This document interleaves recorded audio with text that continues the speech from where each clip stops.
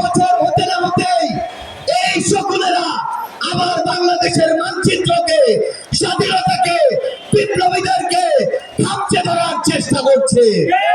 তারা মনে করছে এক ওসমান হাদিকে আক্রমণ করে, রক্ত ঝরিয়ে, জীবন দিয়ে তারা বাংলাদেশের মানচিত্রকে, স্বাধীনতাকে আবার কুক্ষিগত করার চেষ্টা করবে।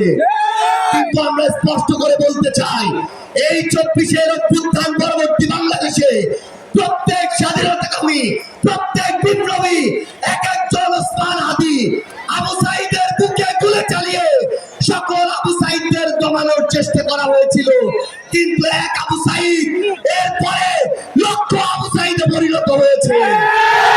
এইভাবে আগামীতে এক ওসমান হাদি লক্ষ ওসমান হাদিতে পরিণত হবে।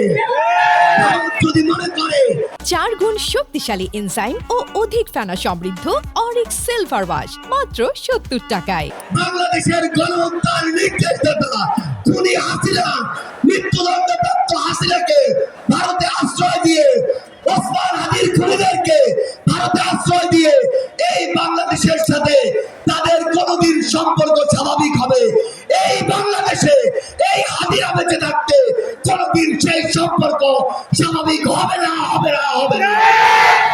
আমরা সর্বশেষ স্পষ্ট করে একটা কথা বলতে চাই, বাংলাদেশে থাকা ভারতীয় হাই কমিশন যদি বাংলাদেশের মানুষের আকাঙ্ক্ষা, চাওয়া পাওয়া, স্পিরিট ওই ভারতের কাছে তুলে ধরতে না পারে, তাহলে এই কমিশনের ওই মানুষদের, ওই বিল্ডিং গুলো এই বাংলাদেশে থাকার কোনো অধিকার নেই।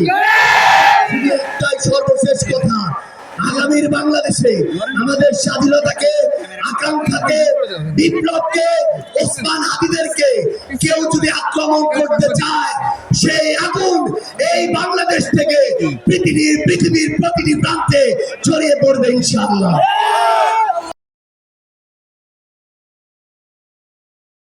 4 গুণ শক্তিশালী এনজাইম ও অধিক ফেনা সমৃদ্ধ অরিক সিলভার ওয়াশ মাত্র 70 টাকায়।